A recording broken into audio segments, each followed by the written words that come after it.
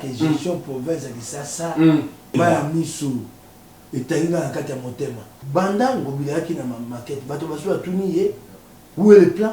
Il se charge même avec sa mauvaise gestion. Il y a encore bomi qui ça bilo konyo ko so asalaka bana machombe ngobila ya kokamba ya ali na boyenge bena misoro ya bana kisasa na maboko na ye ko la kula na assemblée provinciale ngomba monene o ya li majorité ya kapembe na ngobila pesa yango kombo dynamique ngobila yango to konyoko mingi so batuni yango e comme alukwa batoboli tonga to bikonga union sacrée na assemblée provinciale kisasa to ali bana mawa sere ya oui abandi na kolate eri likambo bandaka ndeko sere ate bandaka soko eri mabe obunda po na kolate ya sali likambo te akomi kosa matata mbongo ya bukangalonzo mbongo emonani te Baïke Borolanda Bisso on s'est net moment sur la fréquence républicaine la 106.1 MHz et mbote na bino nyonso ba bopona biso bopona radio 7 et bopona ya bino magazine banakin moko magazine pesa bino nzela po te bo s'exprimer librement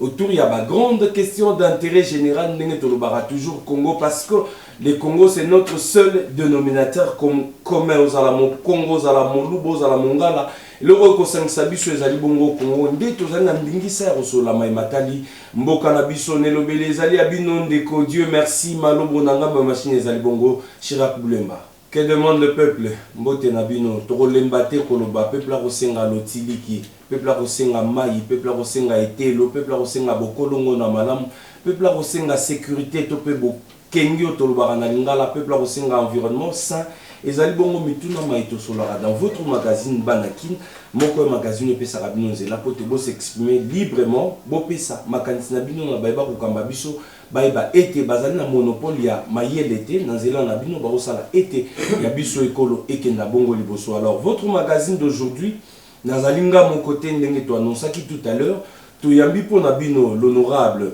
le député provincial Mike Mukeba Yuazali longo na biso Tosolane Maimatali Mboka na biso mais tozala bongo na participation pe à Michel Thiou Azali longo na extrême gauche nanga ensemble na tokotuna bongo mituna mais à un moment aussi tokopesa bino nzela bo momesano botinda ba message ba appel na bino ndenge bo misa osala pote botuna directement na molobeli na bino ya Kinshasa l'honorable Mike Mukeba Azali longo na biso. Alors yambona yambaye na kopesa mbote na confrère Nanga Michel Thiou Azali Longonabiso, Ndeko Michel Mbote. Mbote, bonjour aussi à tous les auditeurs et auditrices de Radio 7, Radio Républicaine. Alors, Nako Yamba Bongo Yanga invité, Yabino invité, honorable Mukeba Mbote. Mbote, bonne santé. Alors, les 082 17 61 068, les animaux Nabiso appellent 082 17 61 068 et ça va numéro où on peut savoir nous là poté botuna mituna poté bo meka ko participer na ya bino émission ndenge to mesala osala. Alors le autre solo la nini ba sujet d'actualité zali maïke na kati mboka na biso d'abord bo singo ba été mboka na biso et ko souffrir bongo to pe troisième vague ya Covid-19 déjà il s'annonçait na porte et mboka na biso oyo tout le monde mikili Afrika pe déjà ba komi lengele troisième vague déjà na kati ya mboka na biso to landaki bongo tata mokonzi ngumba Kinshasa Argentine ngobila ou wapi alobaki te ba mboka basengeli déjà komi lengele to robeta masonango lelo to robeta masolo lelo il y a carte bancaire au ba ko benga carte Visa qui fait débat oyo wapi ba dignitaire ya mboka na biso bazali na possession nango depuis mois tango bazali ko bimisa moi misolo moi mingi na carte bancaire wana to benga carte Visa. Honorable Mukeba opesa biso maya ko kanisa par rapport na ngo to ko beta masolo bongo toujours na maimatali mboka na biso maimatali congolité projet de loi ya Noël Tiani oyo ko tungisa moi mingi kino lelo on en parle et puis honorable Mukeba akopesa bongo yayi makanisi bongo tokofanda bongo na gestion ya ville province ya Kinshasa tomona kinbopeto tomona éclairage public tomoni makambo ebele na gestion ya ville province ya Kinshasa lokwa tozali na molobeli ya Kinshasa awa akopesa yayi makanisi. Alors honorable to banda bongo na likambo etali Covid-19 troisième vague epesinga epasi na motema ndenge na yoki te Covid et Covid et Koudouma. et qu'on peut s'appeler kita mboka et sengeli te tolengelama mitindo o bakonzi bakopesa to bakolanda yango na ebisaki bato bandeko te tozwa mangwele po nzela oto ali nango pona kobatela mokili na covid eribe nzela ya mangwele awa ekomi yambala miso ato ekoya toyebi te ko esoko kosia mokoni kasi soko tozwi biso nyonso mangwele ekozala esu na kati na biso te yango mbela na kobwaka loseba na kobetawa eyalika bo mpona mangwele tozwani mangwele esunga biso tobatela bomoi mboka ya na posa na biso topesa mboka maboko topesa mokonzi ya mboka maboko tokende biso honorable lobi mangwele lokola moko ya basolution boko ya basolution kopesa biso kimia mais sika wa bakongole bakotuna tozwaki ya liboso première vague banonsaki biso deuxième vague bayi congolais bayeba te banda ntango nini esila ntango nini et troisième vague lelo bayi congolais bakomituna ebandi ntango nini et puis mesure d'accompagnement oyo ezalaki na première deuxième vague bayi congolais kino lelo bayeba te okoloba te mangwele eyali moko ya biyano mpona komibatela te eyali eyano kaka o moko oyo mokili jui lelo oyo etikali yali tobengaka bageste barrière oyo koki kobatela mokili lelo eyano yali kaka moko yali mangwele mituna kotuna nga wana première vague ebandaka wapi deuxième vague ebandaka wapi wana yali eyano mituna kokotuna monganga muyembi nga na moto ya ine abete nga na kolanda oyo nakoloka na nzela ya politiki lokola babite ya misato ekoya nalandi yango nayebi so bandeko bokeba ya misato ekoya oyo mituna kokota wana ya mike wana yali makambo etali bao bayaka na cellule de riposte oyo banda yango mikolo nyonso bango bakoyanola bana kisasa mpo nakoya koya na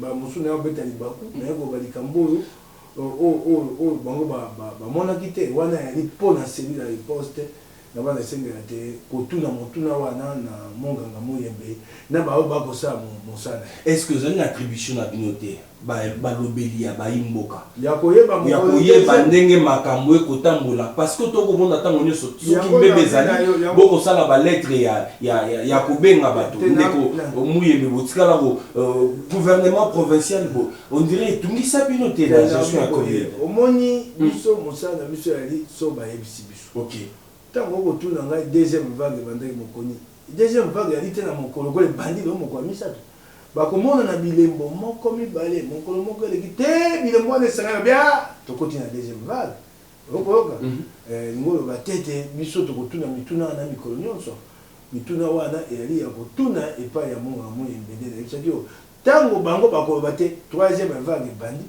wana mosala na ngai ya motindami ya kobelela koyebisa bandeko kebani troisième vague ebandi. Alors, avant de qu'il y ait la deuxième thématique, Michel, tu Covid, une question par rapport à la troisième vague et pas honorable. Là où je ne suis pas d'accord avec honorable Mike, c'est quand il dit des petites questions comme ça, il faut les poser directement au gestionnaire. Mais on va entendre que l'œil et la bouche du peuple, il est auprès de nous, la population. On lui demande maintenant. On lui pose la question, mais ça a commencé depuis quand? Mais comment la deuxième phase a évolué? Est-ce qu'il va nous répondre, nous la population? Parce que nous l'avons mandaté. Nous l'avons mandaté d'aller. Alors maintenant que le gouvernement, que lui est appelé à gérer, à contrôler, déclare la troisième phase. La troisième vague. La troisième vague plutôt du Covid-19. Est-ce que vous avez l'idée sur la deuxième et comment commence la troisième? elingo bate lokola na motindami nyonso nga na yalola moto na moto ana mosala na ye motuna bokotuna ngai nakoya kotatabana na ya kobeta libako eyali mosala ya mbonganga moyembe mpe lokola ali wana ali mpe ya motindami te kasi ali kaka motinda ayaka koloba te ebangi lelo esuki boye ekokende boye elingo oyoba te na lokoto ali français koloba c'est une question technique nga naali politicien naali motindami ya bana kisasa oyo ya kosenga nga te awa na bana koya koyanola na mosala ya moyembi moto na moto ana mosala na ye mutuna wana oyo kosenga biloko ya mike ozomisela ngo mpe muyembe ya kopesa nini mayele oyo aya aza nango na makambo ya covid nga na nango te ye ali mosala na ye ali épidémiologue atangi kelasi wana ngai nakoyeba aspect politique na kati ya covid tosala boni mpona kobatela mboka tolobela Jantini Ngobila asala nini mpona mosala na ngai oyo eza d'ordre technique oyo yali amike deuxième vague bandaka mokolo nini wana esengeli kotuna moyembe akolanda yango bayimboka bakolanda nakosenga ye soko ye mpe epai ali akolanda biso awa asunga biso asunga ngai ameka kolanda na mituna. Alors lokola yo ozali motindami ya peuple sika wa boyebengami mpe ya kosala gestion to mpe audit soki tolobi lelo bosala état général ya covid depuis ebanda première deuxième troisième vague bino na APK lelo bayimboka bakolanda bino est-ce que boroloba que non gestion pendant cette période ya première deuxième troisième vague ezalaki gestion moko vraiment makambo ezalaki bo molongo te na assemblée provinciale ya Kisasa oui mobu moleki moninga na ngai motindami mosusu rifin bayamudila oyo ali motindami ya bana Kimbanseke asengaka totala tokundola boni boyengebele na misolo makambo nyonso etaki covid elekaka kasi likambo ya kokamwa motuna wana batiaka yango te mpo tosolola yango elingo loba te mabe ya ye elingo loba te bakobomba likambo bino nde bokobomba te biso te eza Ngobila bino boyi pende na ye Ngobila kosala na biso toapende ya Ngobila te biso toapende ya Ngobila te biso toali batindami Ngobila ya kokamba ya ali na boyengebele na misolo ya bana Kisasa na maboko na ye lokola kula na assemblée provinciale lingomba monene oyo yali majorité eyaka pembeni ya Ngobila bapesa yango kombo dinami Ngobila yango tokonyokoma mamosu bokosenga ta ya boye bomoni te likambo wana bango batelemeli yango sika bino bokoyeba te yali biso tokambaka te biso toali assemblée provinciale tokambaka makambo etali mibeko kosala mibeko takambaka makambo etali bosinzeli ya misolo kasi boyengebene ya misolo ya bulamatari ya Kisasa tongo pokwa yali biso te yali maboko ya Ngobila mingi so batuni yango ekoma lokwa batoboli tonga to likonga mona kosala nyonso taya te donc na makambo wana bino boza complice te Ngobila nde bokola ta chapeau biso te voilà une dernière question Michel tu yambo tokotana lisolo mosusu tolonga na covid parce que zaka un côté là côté honorable Aïb Sabaïmboka loling kan bagomilengele par rapport à la troisième vague une deuxième question par rapport à la troisième vague pour te tokotana motuna mosusu. Non mais en écoutant l'honorable du fait qu'il a dit ça ne relève pas d'eux, il n'est pas corps soignant, il maîtrise moi, mais mon problème c'était que l'honorable puisse arriver à faire un état général sur les deux vagues. Alors sur les deux vagues, avant qu'on commence à entamer déjà troisième vague. Et puis de deux, quand il dit que nous, on n'a pas bloqué, mais la question a été posée au niveau de l'Assemblée provinciale de Kinshasa, ce n'était pas à l'exécutif provincial. Pourquoi vous n'avez pas débattu ça? Ça relève de vous, ça ne relève pas du gouverneur de province. Merci. Assemblée provinciale ya Kisasa soko tali mangombe ali kuna lelo toko bunda pote union sacrée evanda na assemblée provinciale ya Kisasa. Assemblée provinciale ya Kisasa eza batindami tukumini na mwambe soit 48 députés provinciaux. Na kati wana tochaki union sacrée tokomaki tukumi na mitano 25. Ah misolo etambo eboyete lelo union sacrée etikaka na bato zomi. Lingomba oyo eyali makasi oyo kokata likambo na kati ya assemblée provinciale ya Kisasa yali lingomba ya batindami oyo bamibengi bango moko dynamique Ngobila eloko bate soki eloko wana bino boye pote bomisa yango na mposa so bango basepeli na yango te lokola bango bali lingomba oyo kokata likambo oyo bali makasi baosali mais baloba honorable baloba la plénière est souveraine. La plénière est souveraine, na kata comme majorité. Si Kabiso union sacrée, tu as la majorité. Majorité a la dynamique, tu as souka. Plénière souveraine, la majorité. Oui. Si Kabiso majorité, tu as la miso. Mais union sacrée, ils ont balisé. Union sacrée, l'Assemblée provinciale qui ça, tu as dit zomi, nami, balé, soko, tokei musika toleki te tokomaka tukui bana mitano bayibi biso bato bakei na ngambo kuna na bingombe ebengami Dynamique Ngobila union sacrée na sabe professeur ya Kisasa toali bana mawa tokoki kolekisa makanisi ya mokonzi ya mboka kuna te kuna yali makanisi ya Ngobila moto elekaka ndenge ya komona kopumula Kisasa yango nde koleka kuna. Voilà. Désactivation topé suspension ya ba carte bancaire to kobenga carte visa. Tomoni awa ministre après rapport ya IGF ministre a commis ba suspendre ba carte bancaire to kobenga carte visa. Ba lobi bongo ba dignitaire ya imboka ba konzi ba politique ya ya konde ba bazara bénéficiaire ya carte bancaire to kobenga carte visa. Lecture na yo. Ya liboso na lingi kopesa matondo mingi ya mokonzi ya mboka Félix Antoine Tshisekedi Tshilombo. Matondo longonya bana Kisasa bakongomani bamona yo bayebale. Soki yo te melelo tokoyeba tete mboka ya kokufa boye. Bokonzi eloko Kabila tasika ndenge komisa. Engo batenele kwa Kabila makanisi ezaki ata mokete te Kongo ebunga.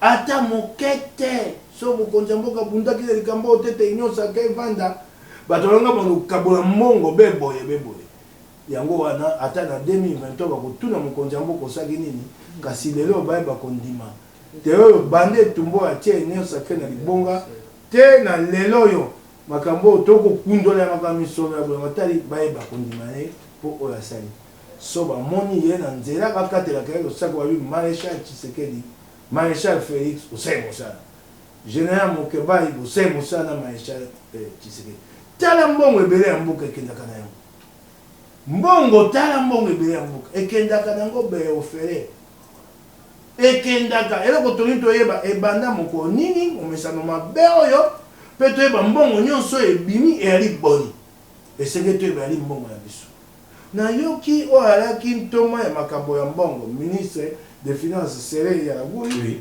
abandi na koloba te eyali likambo ebandaka ndeko Sere ate ebandaka soko yali mabe engo batete so nomesano eza ya mabe umeli ekomi eloko malamu oyokinga pe ya mibale nakoyoka ye alinga longola kombo na ye na kati alobi te ngai nazwaka kaka moke te yali likambo motu ya te azwaka $10 zomi ya pamba yali ngambo honorable bino bozora carte visa te naoke biso te pe naoke na ye Sere mamalemu Sere ayebaka te ndenge aza komi kobunda mpo na koloba te ye asali likambo te akomi kosa bakarte wana nyonso Sere akomaka ministre ya finance so balobi leyo basamba Sere akosamba mpo na oyo azwaki akosamba mpe mpo na mbongo nyonso ebimi mpo esengeli ayeba te ye moto ali ordonnateur mbongo ya bulamatari ebimaka na sanduku ya banque centrale na linzaka ya nani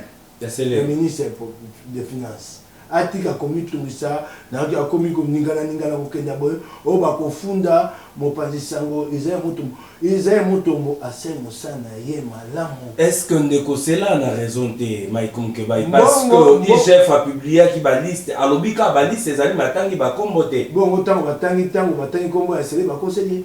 Mais honorable, ce n'est pas un achat. Mboko ezaka mezana ndeko nga eloko ezaka malamu na mboko na sepera nango na bana toko 6 eloko wana mboko moyibi o ayibi mbongo yenda koya na miso makasi netandoka kofungola bino miso bakonga azaki ngai nazwa mbongo na ngai mais na ndenge na ngai na bunda ye wana baya kokanga ye mbango azwi nkai azwi bwato bwazavi miso makasi fu bayambi ye pe netandoka kofungola miso eloko wana esengeli so moto bayebi te bayibi avanda nien moto okoya kotia monoko oyo ayibi oyo azwi biloko matata azwi mbongo ya Bukangalonzo mbongo emonani te biloko ekufi kasi ye wana akotinda bato netandoke mpo bachola Zulu alingi te mpo bachola IGF mpe akolaka biye na kolakisa yo kolakisa ye yo moto kobungisi mpo babulamatari ebele totuna yo te yo kolaka tokolakisa bato makambo wana esete bino bakanisa mokosunga biso. Une question Michel, oui. Un point pour vous. Quand ça touche aux autres, hein, vous parlez à haute voix. Mais quand ça revient chez vous dans d'autres domaines, là, ça devient un acharnement, ça devient de la jalousie. Mais quand l'IGF a parlé des problèmes de carte visa, n'a pas cité des gens. Alors, c'est par rapport à votre façon de voir aussi, ceux qui ont géré. IGF a Moussana, Bapanisa a Moussana Bango. Ce que IGF a tangi comme Batoté, IGF Moutombo a tangi comme Bato, Ngamboyani. Motinda Nani Mopalisango.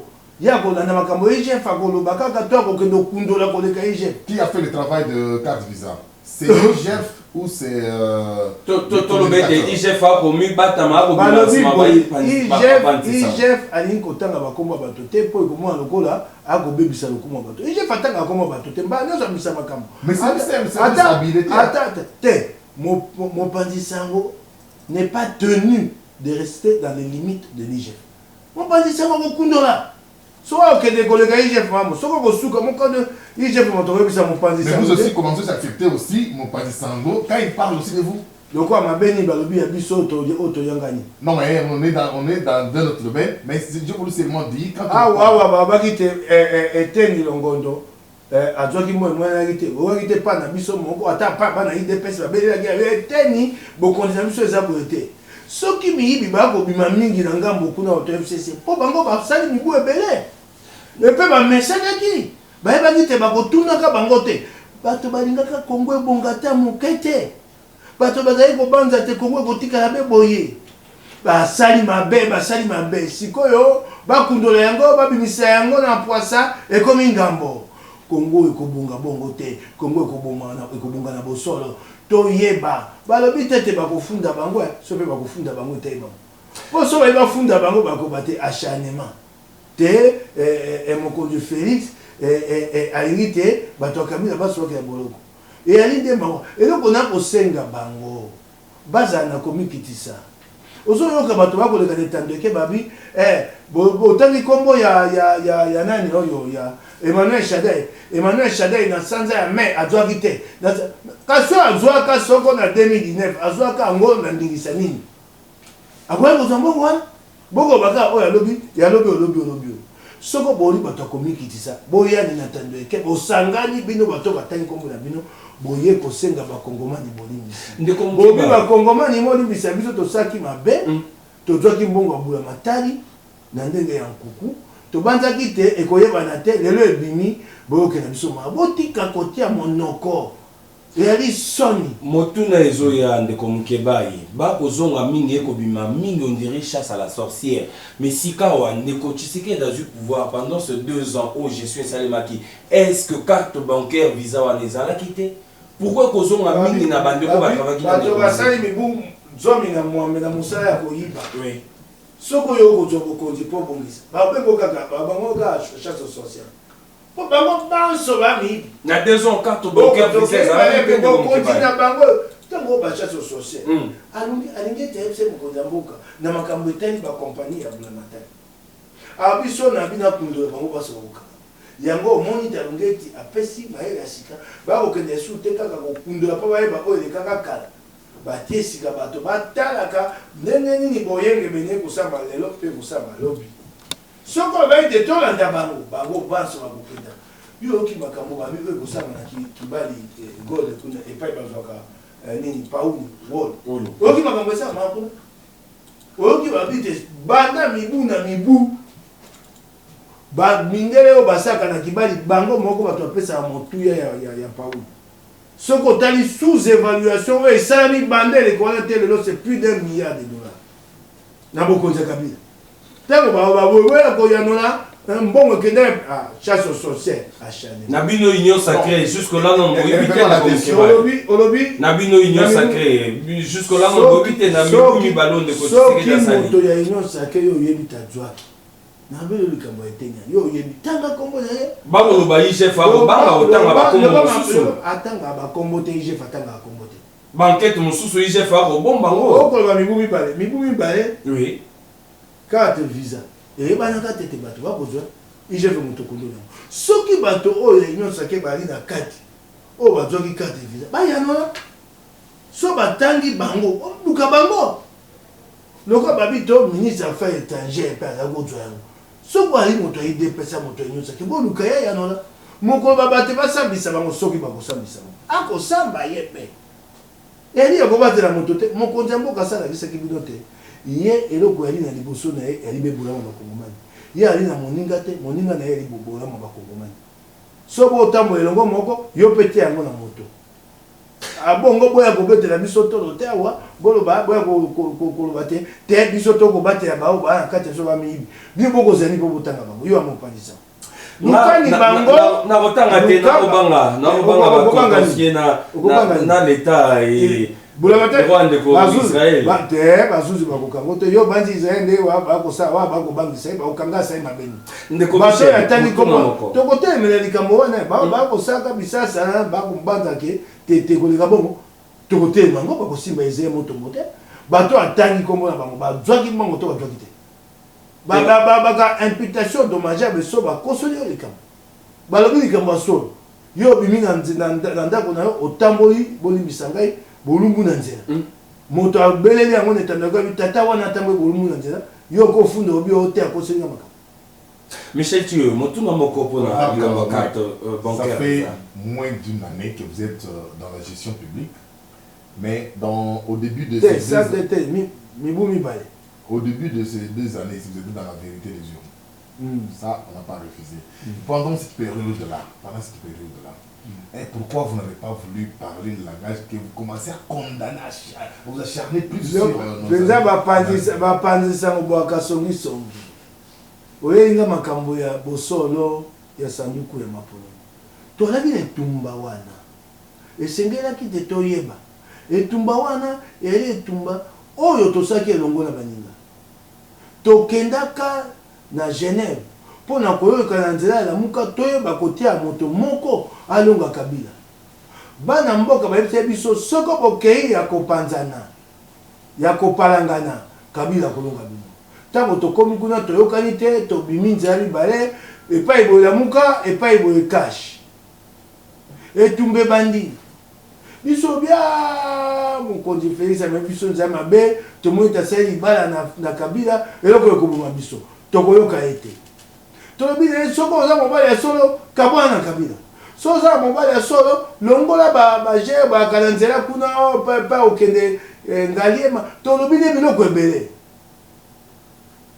biso banson bamosu banso te bayike kati ya biso akoka yango te botuna kayika yango wana ekolia ye biloko wana nzoka mwa mobali akoka biso moko muso alamuki boye ye wana bandi etumba atie Kabila pembeni sikaneleko wana mpona bolamu ya Congo esengai biso be totika kuna tokangi maboko na Fadel. Alors c'était ça la vérité des yeux. Te nalobi na yo tokei na yo malembe mpona bolamu ya Congo tobundisi bokonzi ya Kabila mibu na mibu biso bansomba mosusu elike kozanga biso Kabila kokei mokoni ntango tokobela vérité des signes tokomitunaka en 2023 ça sera comment?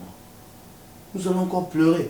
Si quand nzele monani ya kokangola Congo vérité des signes c'est comment maîtriser dans l'histoire ngana te makana vérité des signes Kabila ye wana totie pembeni ngabite kanga makaka na vérité des signes ah wawa nzele ya kofungola poko keke liboso po bolamu ya Congo eloko tosali elongola mokonzi ya mboka Félix nayebi te bato mosusu bakotola biso lokwa yo mokonzi ya mboka mopanisa omoni okotola ngai ya bato mpa bakotola biso bazali kasi lisitwale ekoyeba tala lelo bokomi komona makambo bakarte visa so totikalaki kaka kokangama tosai kuna tokangami na Fadel lelo Congo engakangwama boye tala lelo misolo vous voulez dire que visa c'est parce que vous êtes tenté dans la gestion de union sacrée. C'est sur base de quoi vous dites ça? Mokonzi ya mboka azwi bokonzi mobimba sika akomi kosenga batala tango baaki na bato ya Kabila bainga babakende kundola IGF enga osa mosala eri union sacrée eri makasi ya mokonzi ya mboka biso toalaki na bolingo ya Congo na etumba oyo toakobundisa Kabila moko na biso esika azalaki ayebaki te mokolo losebe kobeta asani mokolo Félix abetaki loseba wana yango bonaki biso basoto ye pour na kokangola Congo toye kotala susi mate tango ko balanga yiwana bango moko tata ya fanya alobaka tete to balola lokasa to kenda liboso ye alobi yango azongi awa abaloli maloba iso alobi tete esenge bakoisa mokonzi Félix. Honorable Moukebaye, la Congolité, proposition, projet, il y a Noël Tiani et Kocha Malalé. Dans les chefs des Congolais, Mingi Nanga Monabino. Mingi Nanga Monabino ensemble. Et le Koyango et Alika Kanetandoke. Kaka, on a demandé à Sango, dans une radio, on a des sur le terrain, dans les faits, réalité. Tata, on a mis le Kouane et le Kozangi et Moussala. Le quoi on gagne un moutindam. Solo Moussala et Zangi, Tobino Boko, le quoi on gagne un moutindam. Il m'a dit que Ngonga Komimako Kumbeloko Moko Boye, et Zana les foutate pour la Congo. Il s'ennuie ces messieurs-là. Est-ce que pour il s'ennuie. Il s'ennuie comment? Mais il s'ennuie. Il s'ennuie comment? Parce que mais tout ça aussi, c'est dans les 4 ans, non? Honorable. Tout à l'heure, on venait de condamner ceux qui ont utilisé la carte Visa. Alors maintenant, quand on regarde aussi par rapport à la communauté, ça concerne aussi le développement du pays.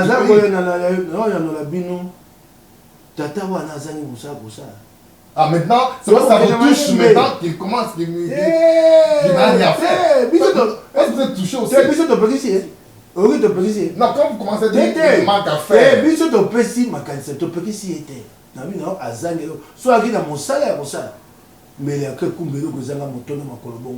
Comment vous déclarez ça?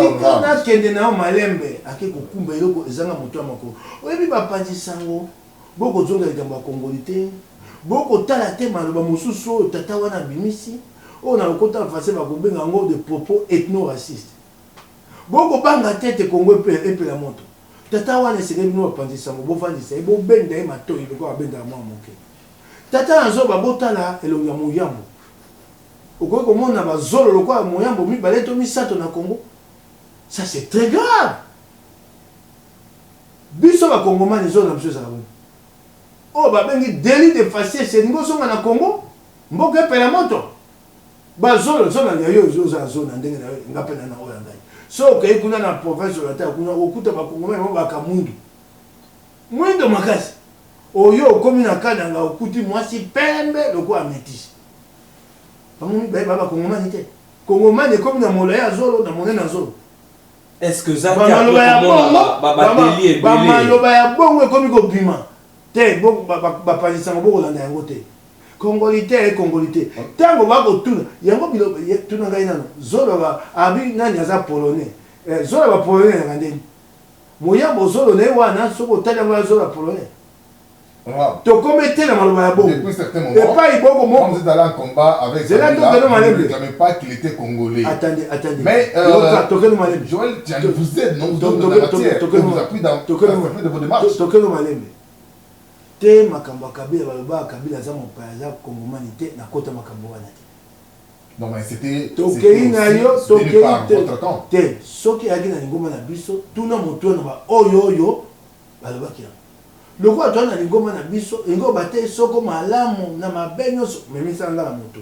O etali ngai te na ngo biso te ngoma nga basaki boye ngai na sepelaki na moto. La responsabilité est avant tout individuelle.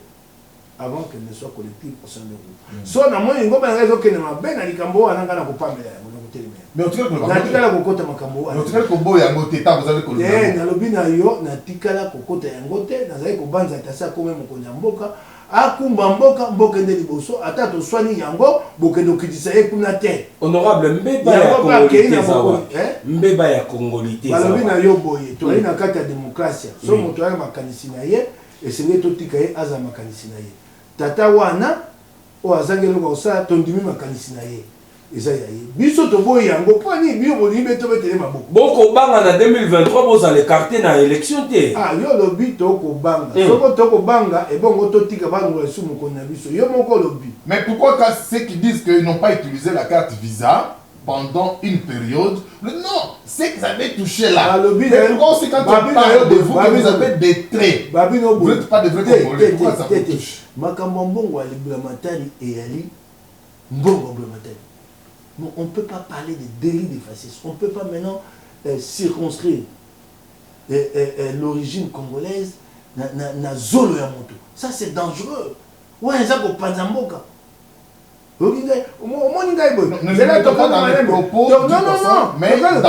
non, attendez, c'est comme ça que ça dérape.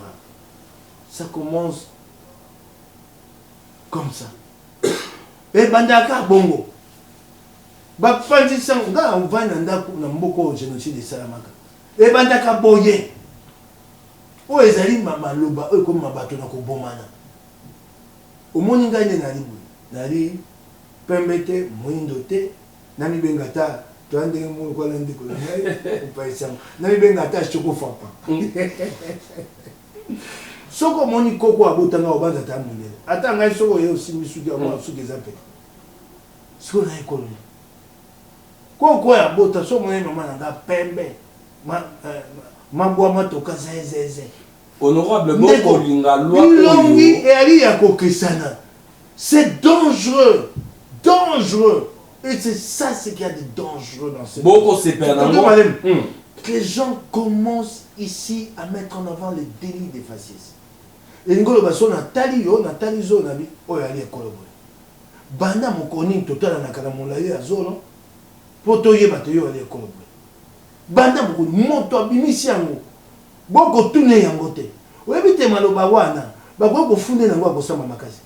Nga bite bafunda ye. Ah, vous voulez que les étrangers dirigent le pays? Mopaya oyo bia kumba mboka oyo bibiso de ko mo ko minene. Non. Quand vous condamnez yo yebisangai mopaya nini oyo ngana lingia kumba mboka. Ngana yebi mopaya te oyo alinga kumba mboka ngana beteli maboko. Yo soko yebi mopaya wana yebisangai. Non. Par rapport à la loi dit il faut que les vrais Congolais, les pères et les mères, restent dans les pays et prennent des fonctions. Alors quand vous vous opposez à cette démarche-là, c'est-à-dire pour vous, vous voulez que les Congolais 50-50 dirigent puissent avoir des fonctions dans le pays. C'est ce qu'on dit là. Ndeko tokai no malembe. Yo ozu mwasi et pas vendu. Ozu mwasi ya Zambien. Oboti na ye mwana awa na mboko oyo. Mwana na yo koli. Mwana na ali mwana maye. Mwana akomite akoma mokonzi mboka oyo. Oyo oboti awa na mabele ya bakoko na ye. Po mama na ya Zambie babi ya koko wa mokonzi mboka te. Ba kongomani ba ko sepela misala ya kosala. Po mama na ya Zambie ba pekisi ye. Ya ali kongomani ya ndamu. Kasi abota na mabele ya Kongo. Akoli awa. Aye koli awa. Asai pe misala ya minene ya malamu mpona bakongomani. Po yo tata na ye obotaki ye na Zambienne elongoli ye bokongomani ndamu. So Congo wana nde bolingi botonga. Honorable, est-ce que ça te peut te banda qui sont les qui mingi to komona baye mingi bakambaka mboka omonete bazali moi mingi na tendance ya ozana deux nationalités wana za bosoto senge koloba. Bayi mboka ya solo ba congolais 100% ngona ete baza écarté na système, baza écarté na gestion mboka. Yo monaki wape pe balongwe ba kongomani na kokamamboka. Ba oyo ba bomi mboka na kabila. Baba kongomani banda botama. Balongole bango te bien boyebi ba mingi boyebi ba identité tanga Chadai Nemi Mina baba kongomani te baba pa. C'était vous aussi à l'intérieur quand vous étiez Chadai. La gestion de la ville-province de Kinshasa, honorable, merci beaucoup. Gestion de la ville-province à Kinshasa, Lelo. Déjà, tu as 3 ans. Tango Bika, gestion province à Kinshasa. Bakongole Bakole. Bayamisu. Et Taïga à Katia Motema. Mais bino bozali wana élu du peuple. Ben il y a Kinshasa, Bokolo. Yango wana ndimbolili yote, wana ebisi yote, partialité na l'Assemblée provinciale à Kinshasa, Union sacrée à Limakasité. Non mais moi je trouve que on pose la question d'abord le Canada pour se dire comment il trouve la gestion de la ville provinciale de Kinshasa. Comment vous trouvez la gestion? La ville n'est pas gérée. Pourquoi vous déclarez ça? Elle n'est pas gérée. Sur base de quoi vous déclarez directement que la ville n'est pas gérée? Banda il y a les petits commerces partout. Les tout petits là. Sur des caniveaux maintenant on construit des commerces. Regardez-les. Sur des caniveaux. Mais si on les enlève, vous allez attendez. Pas si on les enlève. Il ne fallait pas les autoriser. Maintenant vous avez créé un problème. Bino de la Ramibé qu'on aura. Vous êtes non, attendez. Il n'y a aucun document les autorisant. Attendez. Si Ngobila ne le sait pas, je crois qu'il le sait, le Bouboumès, Bango Banso, Baza Mokanda Mobasa Béango, révocable et précaire. Ils te font un petit document, ils t'installent sur un caniveau, une boutique, un kiosque. Mon copain, comme un autre, tout n'a pas monté. Comme ce révocable et précaire. Mokanda, on est les cas dans l'Assemblée provinciale. Ça ne peut passer par vous. Non. Ça, c'est les Bougoumès qui donnent. Mon père, on a bien au sein de vanité précaire. Vous avez un document comme ça. Vous m'avez posé la question de l'état de la ville. Et si Kanyonso, mon bon webini, tu y habites dans la passe, mais ça réalité. Parce que l'État va vous soulager, va pas dire que c'est madame. Et si bisika, au moins il va bien terrasser, bah tu vas comme au tiers mon bon quoi quoi terrasse, même les autres au monde. Bah terrasse, n'a pas d'avoir au monde. Outi banda kuna esika ya pepo na njili tawa. Soko kotamba boloko akisaka mo meza wende partout makele, ba wende partout. Eloko ya moke kolala ka pungi. Basa mobeko moko awa bete po na kopikisa makele. Ba ekobeta makele de banda tongo te poko. Nuisance sonore. Responsabilité na bino malembe. To yango. Yango bia. Bino boko salani. Te, la loi est là. C'est l'exécutif. Tu comme tout ningai, tu vas tout na biso responsabilité, biso tout ningai. Na lingwala et alite na bar moko ya monene. Babi nteke na nteke. Et beta musique bana bala te. Oye mokolo ba wana sénatrice. Comment on a un kimia. Moi si ya nani oyo ya Oazaka ministre du travail ya Palu. Memas. Maman sénatrice a beta musique ba tokola te. Elle est maintenant au bureau du Sénat, si je ne m'abuse. Membre du bureau du Sénat n'a pas eu Batouala Laka, a coupé de Batouala Late. Tala Congo, membre, elle est une sénatrice, s'il te plaît. S'il vous plaît. Mais quelle est la Kissa Sabanango Bilaya? Tu as su ton message, comment le coup là? Bobo Mone, c'est devenu une seconde nature pour le Congolais. Ce n'est pas normal. Apparemment, vous avez un problème attendez. Le bruit là qui dérange, en face de chez moi, j'ai un bar, l'Omanu. Vous savez qui en est le promoteur? Maître Yoko Yokembe, avocat respectable dans cette ville, ancien ministre, il m'empêche moi de dormir chez moi. Et vous savez, pour ça, attendez, je vais applaudir chez moi, moi j'ai des enfants.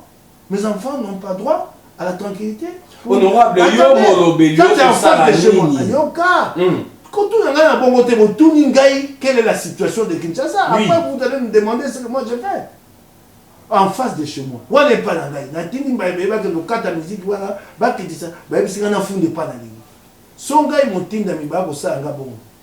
et bon, on va et maintenant, qu'est-ce que vous faites? Attendez. Vous pouvez énumérer autant. Par rapport à notre timing, par rapport à notre timing, vous pouvez énumérer autant.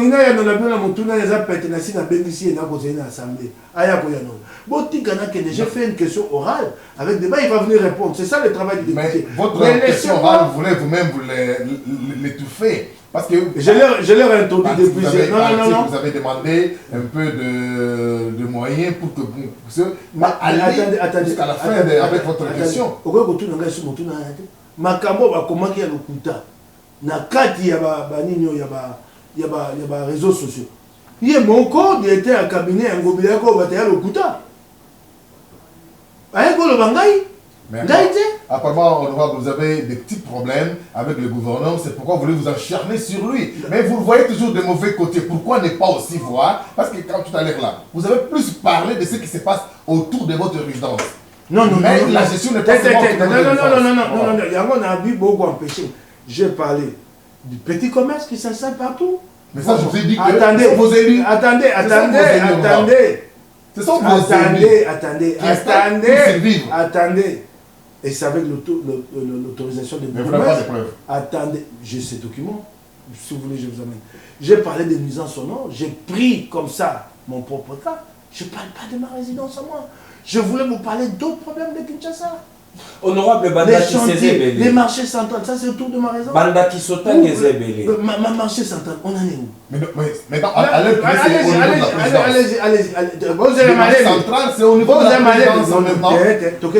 Mais c'est vrai. D'abord, quand on parle de marché central, je me demande des journalistes, beaucoup sont amis sautés. C'est vous qui, boyoka, bino bato bagay ko sala, mon sang ya ko kunda pour la disate. Et le comment ils ont il n'y a pas de contrat, il n'y a rien. Vous, c'est aussi votre travail. À vous, journalistes. Ça a été dénoncé par la presse. Attendez, non, les journalistes ont dénoncé à m'a donné. Quand Gobila vous amène à vous la presse, la maquette. Mais qu'est-ce que la maquette a à voir dans un projet comme celui-là? La maquette est un produit pour la communication. Tant que vous avez un plan.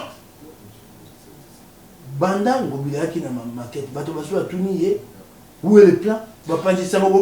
Est-ce que vous avez un binoté honorable, mon Québec?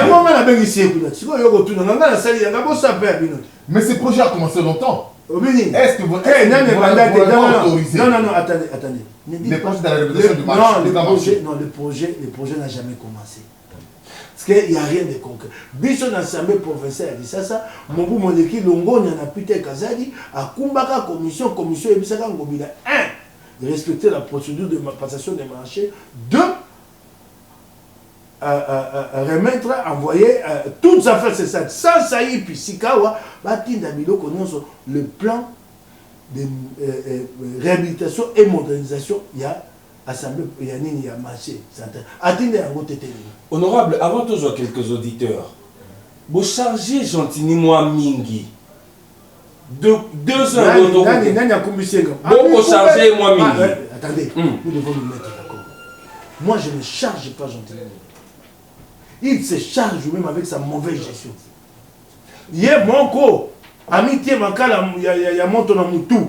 Pour na bouyenge beni, à ma belle, misola, bobula matari, pour na bokambi ma belle. Hier, mon co, bomi qui ça, bilo koyoko salaka, bana ma chombe, ekola kate. Oh, elengesa, ekola kate, bana ma chombe. Mutuna sukonorable. Oh, Mwana ma chombe. Nabibu nyoso bosali. Ba projet de loi ni bosali o ba kino ba rose penango. Mibeko yali moko yali ba ko subisa ngo yali mibeko etali moko ba ko sa eza mibeko etali ba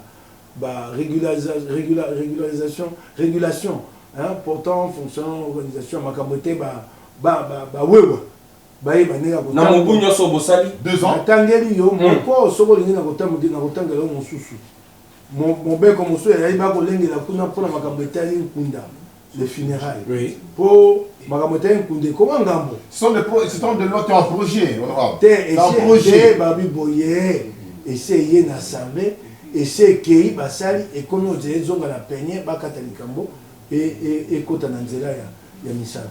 Alors, merci beaucoup, honorable Moukebaï. Chers auditeurs, ne nous quittez pas. Vous aurez l'honorable Mike Moukebaï comme l'invité de notre journal de l'édition de 12 h. Donc, ne nous quittez pas. On revient tout juste après.